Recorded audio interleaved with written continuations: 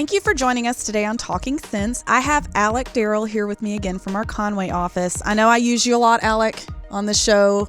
I hope you don't mind. But I've enjoyed Alec's perspective on things, so I've invited him back again. This week, we're talking about ways that you can be more productive with your money. So that concept of like making money with your money. And we've got 5 tips or 5 ways that you can be more productive with your money that we're going to discuss today.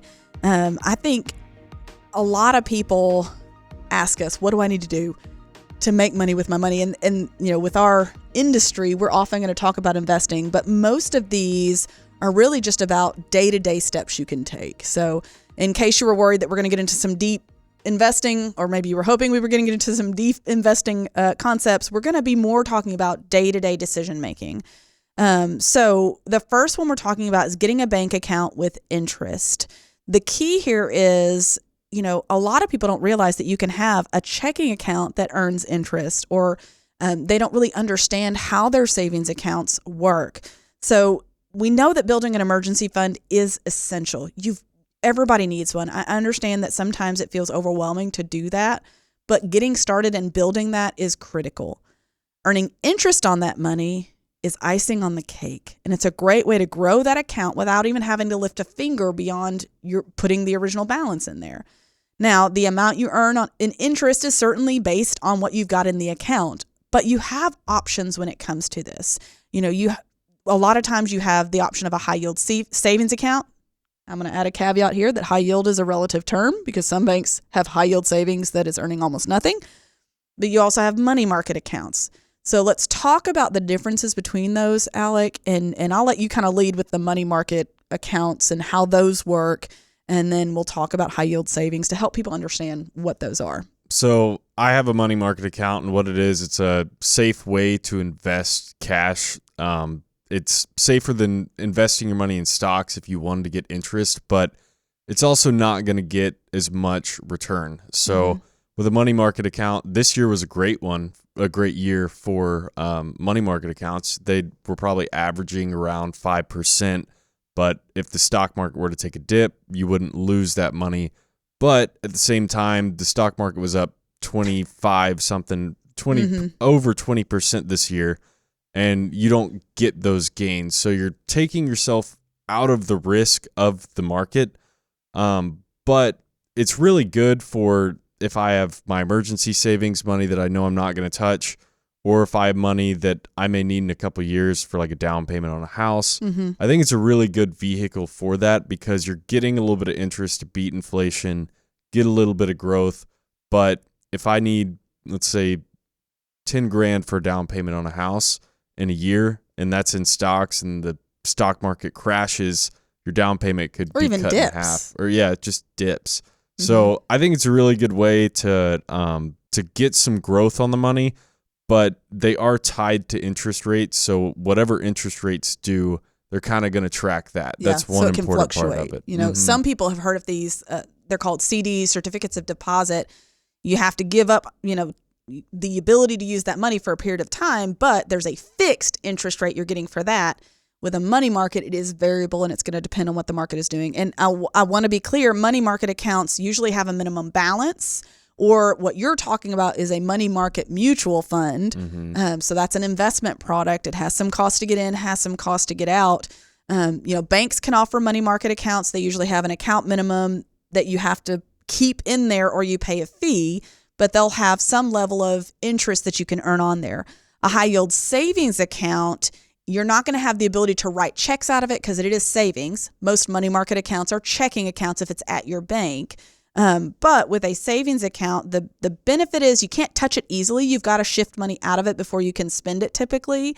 But most banks aren't paying great interest right now. So most of the brick and mortar banks, those high yield savings, that's why I said earlier, that's a relative term. They may not be paying enough interest to make it worth not having access to it. I was actually looking at some rates for a local bank earlier with a client, and the rates for money market and savings were almost exactly the same. So having that liquidity, the ability to write a check out of it, in her case, made more sense. So getting a bank account with interest, especially if you have a lump sum for your emergency savings, You need to have it in some sort of interest-bearing account. Even if it isn't getting a whole lot, it's free money to you other than the taxes. I have to throw that caveat out there. It is extra money earned just by being there. Another thing you can do is invest. Investment portfolios are designed to grow your money. Now, no product is guaranteed to grow your money. I don't ever want to give you the impression that there's a safe investment. There are risks to any investment out there, but you don't have to have a lot of money to get started investing. So once you've got your emergency fund established, taking those surplus funds and investing them in a diversified portfolio is one of the most effective ways to build long-term wealth. Once you've taken care of your expenses, you can really get creative with what you do in your investments. There's a lot of different things you can do. Yeah, you can. You can put a little bit of money in mutual funds. The nice thing about those is it's not like if you wanted to buy a Tesla stock and it's $500, you don't have $500 to invest, you can go to a mutual fund and you could just put as little or as much as you can each month and still be partially invested in those stocks. That's a really good way to do it. Plus, you're not putting all your eggs in one basket. What I'll do, if I have a little bit of money left over at the end of the month, I'll either throw it in retirement, or if I want to play around with it, I'll throw it in some little stocks that, who knows, could be the next Apple, next Tesla. But it's just that habit of I'm taking a little bit of extra money at the end of each month and I'm putting it to work. I'm not just spending it on something. So I think that's a really healthy habit that will kind of trickle over into other good monetary habits. And we've talked about this before. The next step we're talking about on this is tracking income and expenses. We were talking about savings in an episode recently, and one of the things you said for your kind of last 2 cents I really liked, you were talking about what we focus on grows. And when it comes to making sound financial decisions with our income and the way that we spend our money, tracking it is the first step. Understanding where your money goes. And you just mentioned this a second ago. If I have money left over at the end of the month, I am intentional. That's what you just said. Let's be honest. It's really easy to lose track of your money. I remember the first time I looked at my Social Security statement, and it gives you on the second page, if you've never done this before, go to ssa.gov, create your MySSA login, and look at your Social Security statement. It lists the income you've made throughout your lifetime. And I almost felt sick thinking about how many dollars had flown through my hands that I didn't have a lot to show for at that point. And I remember thinking, man, I have got to be more intentional. And that's what we're talking about here, is having a plan for how you're going to spend your money instead of just letting it happen and hoping it all works out. And I know it's an ugly word, but what we're talking about is a budget. Doesn't have to be restrictive, but understanding what your money is doing and giving it purpose is one of the best things you can do for your financial future. Yeah, and we've talked about budgeting apps so much that they're like probably thinking that we should just start a budgeting app. But even if you just log into a budgeting app, link your accounts, and you don't change a thing, but you still look at it, eventually you're going to want to change something. Like, you don't have to take it, build some budget where you spend $800 less each month and you don't have any fun. Don't ever eat out. Just have it and be aware. And eventually over time, when money is tight, you're going to be looking at it and be like, okay, I want to cut it out. And I'm aware of where I'm throwing money out. Yes. I think a lot of times people will say, oh, I don't have enough money to save, or I don't have enough money to invest. But if they really look at their budget, there's usually going to be something that they could do differently. I had one client, he used to stop at the gas station every single day and get a soda, which doesn't feel like a big deal at the time. You're spending a few bucks, right? I asked him, his wife was frustrated. She was the one that did the budget. I said, hey, quick question. Would it hurt you to go to Sam's and buy a case of soda, keep it in your fridge, and just take it to work with you each day? And he went, oh.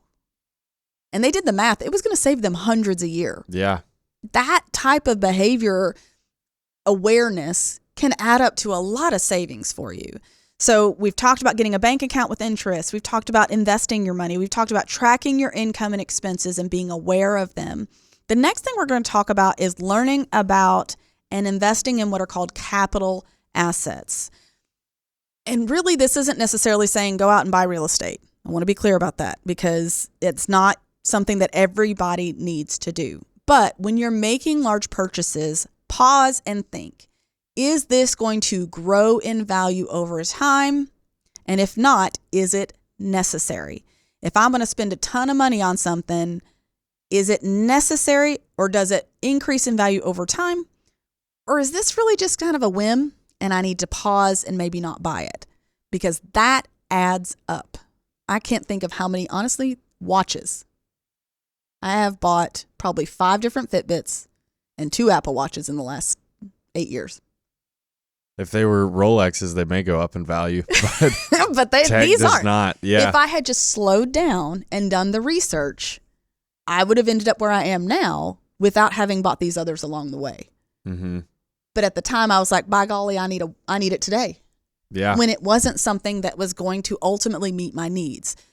I have a friend who, before he buys things, he does a ton of research, which that's not my bailiwick. What I need to do is ask my husband. He loves to research stuff. He's just got that brain where he likes to do that. I'm kind of like a let's get it done, let's write the check personality. I run at a different pace than him. And so I've learned when it comes to certain things to let him do the research, bring it to me, and then make a decision. Mm-hmm. But just doing that, oftentimes I'll be like, I really don't need that thing. I really don't need it once I take time to pause. Yeah, I think impulse buying is a big part of that, because a lot of the things we impulse buy, it's usually not a valuable buy. Mm-hmm. Like if some people impulse buy cars, but it's usually little bitty stuff. But when it comes to making a big value purchase, like a house, or like we just said, like a nice watch, like whether it's Apple Watch or Rolex or some nice thing that will appreciate, that's usually something you kind of think about, because it typically is more expensive. Mm-hmm. And when we say this, we're not saying go buy the most expensive thing because it's going to appreciate. It's more of just be mindful of what you are buying. Like, how is this going to last, and how is it going to appreciate or depreciate? And I think too, I think about my kids. They buy clothes from these like discount retailers all the time, mm-hmm. and they get 3 wears out of it. And it's like, man, are you really saving money if you have to buy 5 of them a year to make it the year? So understanding the depreciation of your stuff, and buying a house, that thing, it will appreciate, but if you don't have the money to buy it, it's still a bad buy. So understanding your budget, understanding how things will behave over time will help you make wiser choices when you're deciding how to spend those dollars each month as you track those expenses. And then the last thing is practice smart spending in general, okay?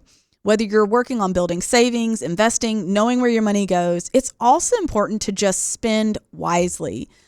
You don't have to count every penny you spend, but being smart with your money is only going to make you more financially productive. So again, we mentioned this a second ago about researching things, but look at all areas of your life: school or career, housing, living expenses, the amenities, your subscriptions, different things that you do.